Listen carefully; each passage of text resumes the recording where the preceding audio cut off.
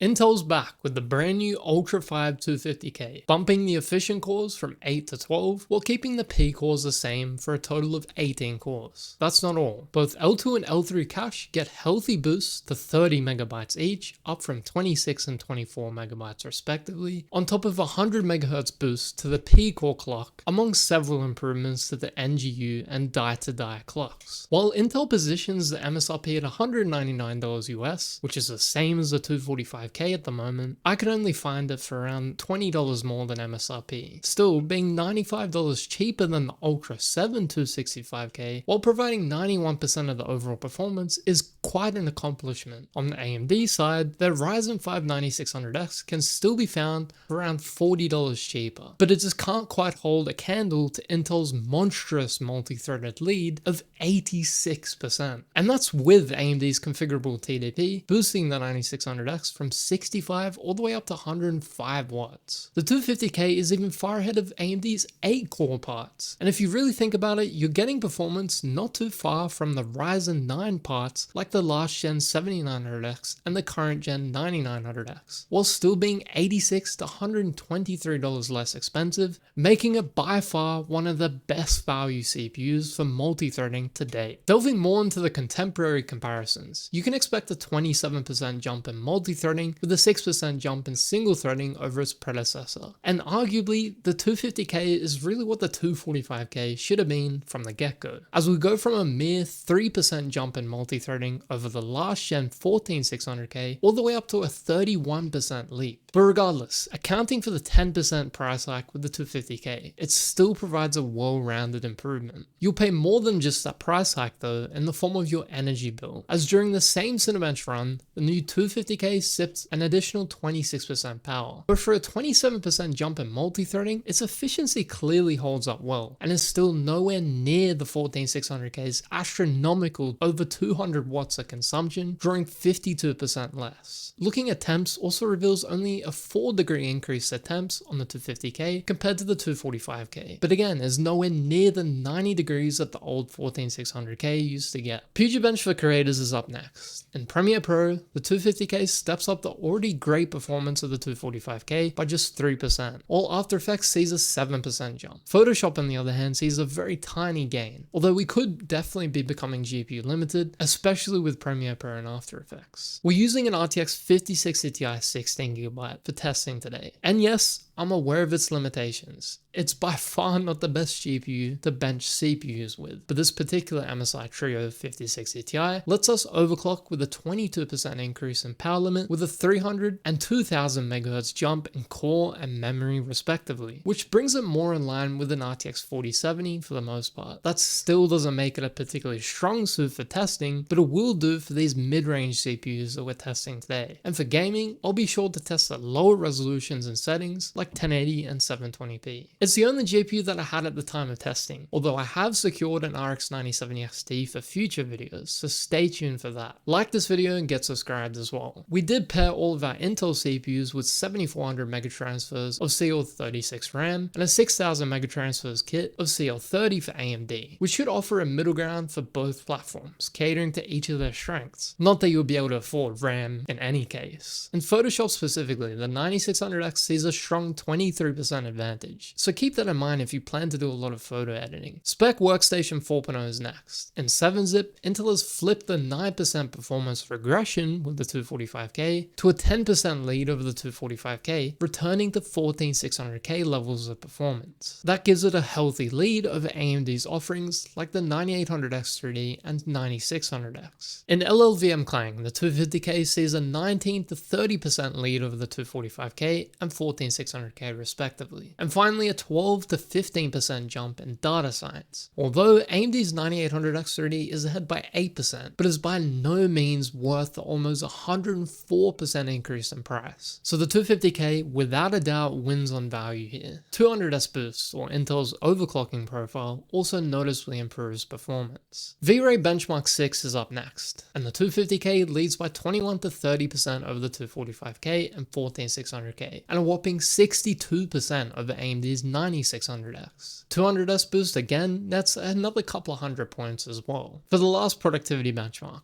Blender. The 250K Plus by far has the fastest render times of the CPUs that we tested in both Classroom and BMW 2.7. It was 21 to 26% faster in Classroom and BMW 2.7 versus the 9800X3D, and 43 to 46% faster than the 9600X. Compared to the 245K, it was an impressive 20 to 23% reduction in render times. Productivity performance isn't everything though, and AMD without a doubt has the gaming advantage, with Intel lacking any sort of competition to the X30 other than core performance. For recent additions like the binary optimization tool, Intel PPP or Platform Performance Package, what a name, and jumps in die-to-die interconnect clocks are starting to close that gap, especially against the 9600X. But don't expect X30 levels of performance quite yet. In Age of Mythology Retold, for instance, at 1080p, the 9800X3D still leads the 250K by 41 to 52% on average. The 7500X3D leads by 12 to 21%. But the more relevant comparison is with the 9600X, and the 250K holds up well, especially in 1 and 0.1% lows, edging forward by 15% in 0.1% lows with 200S boost. Although, realizing the 14600K still has over 20% more performance on average is certainly disappointing though. At the very least, the 250K is somewhat of an improvement over the 245K.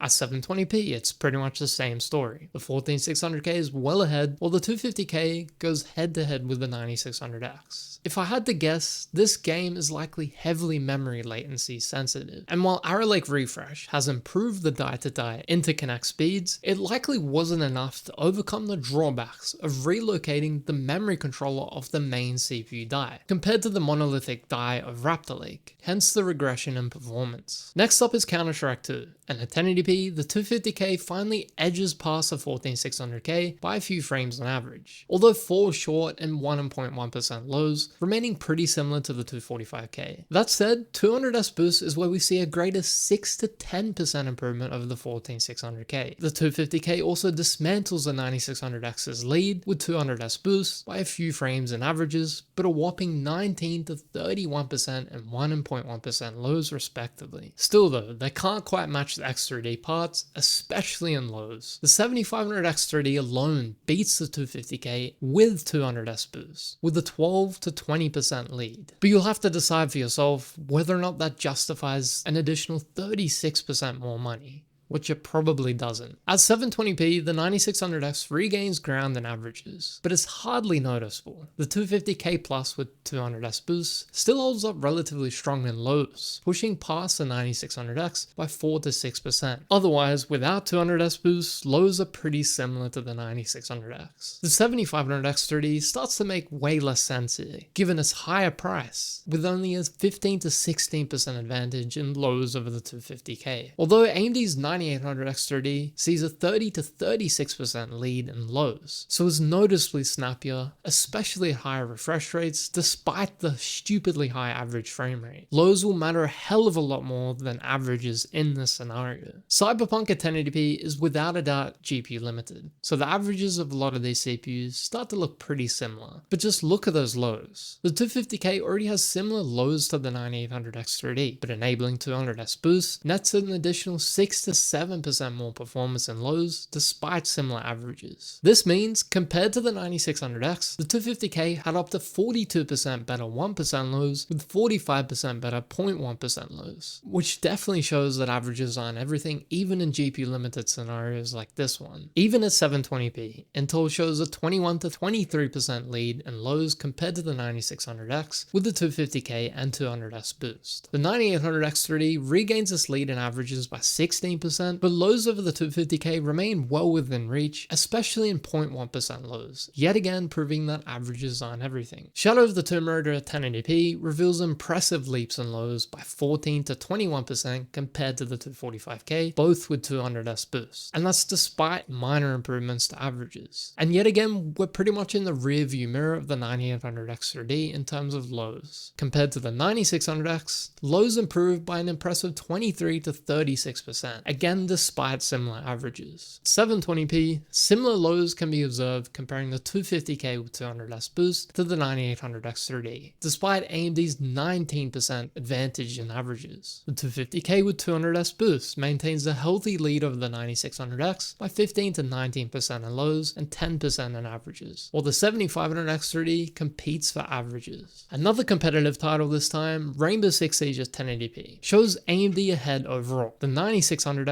in particular showing a 7% lead in averages and an 8% advantage in 1% lows over the 250K even with 200S boost. At 720p, Intel regains its lead by 6% overall in both averages and 1% lows with 200S boost over the 9600X. Without 200S boost though, the 250K loses its edge in lows, but averages remain steady. Intel did actually consistently have the lead in 0.1% lows though, so that's important to point out. Last but not least is Far Cry 6, and at 1080p, the 250K with 200S boost shows a 13 to 20% improvement overall compared to the 9600X. In fact, it holds its lead without 200S boost. Compared to the 7500X3D, the 250K is anywhere from 6 to 10% faster, with a clear edge compared to the 14600K by 8 to 11%. The 9800X3D is untouched. There's no surprise there, although the 250K is quite close again in terms of 1% lows. At 720p, essentially the same is true. Both with and without 200S boost, performance is practically identical compared to the 9600X. So the 250K maintains a 13% lead in averages with a 23% improvement to lows overall. With that, the 250K sees respectable gains compared to both the 245K and 14600K. But in my opinion, it really should have been like that to begin with. To sum all the games up, 1080p averages show the 250K Plus striking a middle ground. With 200S boost, it's 2% faster compared to the 9600X, and without it, it falls short by less than 2 frames, basically tied with the 9600X. But really, if you think about it, what Intel has achieved here is performance no different to the 2.5-year-old 14600K, so it's really quite disappointing when you zoom out. But at the very least, you're not going to be hanging around with 7500F levels of performance like with the 245K. At 720p, it's a similar story, though the 250K's lead is far more respectable, anywhere from a 7 to 16% advantage comparing the 14600K and 245K. And enabling 200S boost gets ahead of not only the 9600X, but the 7500X3D by 4%. Performance per dollar though is quite different. Looking at just the CPU prices alone shows AMD still clearly ahead in the value department, being 18% cheaper than the 250K. The 9600X strikes a better balance, but I reckon if Intel clamped down to try and return that 250K back to its MSRP of $199, I think it would have a far better chance. Its value overall is really no different at the moment to the 245K when it comes to value when gaming. The only thing that comes close to the 9600X is Intel's Ultra 5 225F.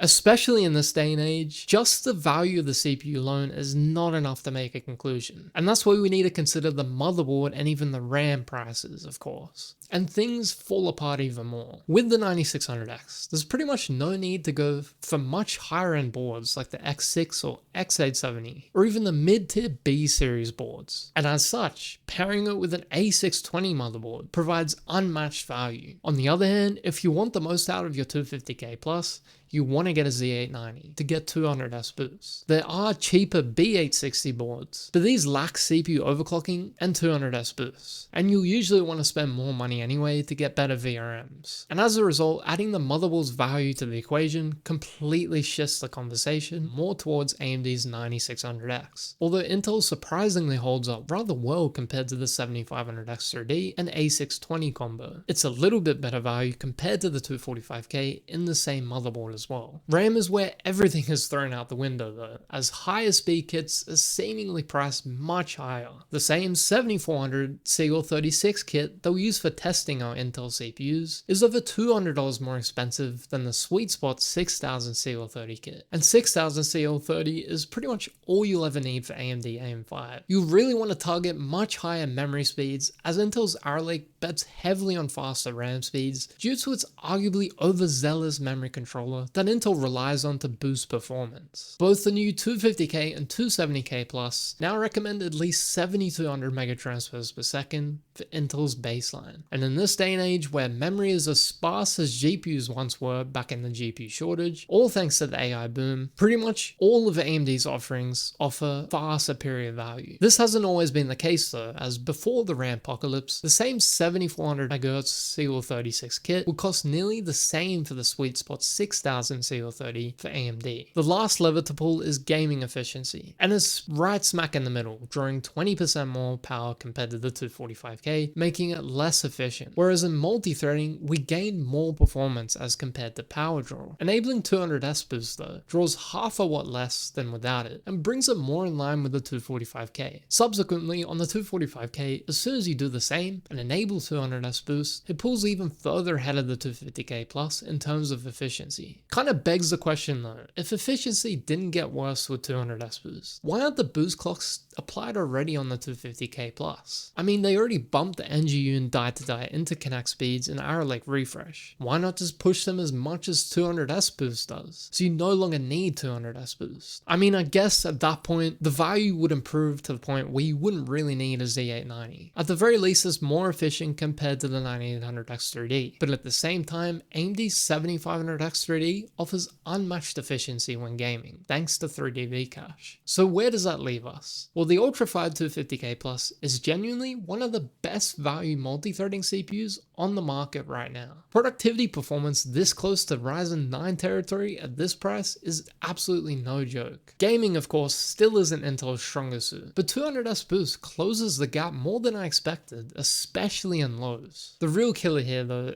isn't the chip itself, of course. It's the ecosystem around it. A 20% price hike over MSRP, expensive Z890 boards to unlock its full potential, and RAM prices that have gone absolutely off the rails make AMD's 9600X the smarter buy right now. And let's not forget, LGA 1851 is a completely dead-end socket, so that expensive Z890 board isn't going anywhere with you when Intel's next platform drops. AM5, on the other hand, still has legs for at least another 2 generations after Zen 5.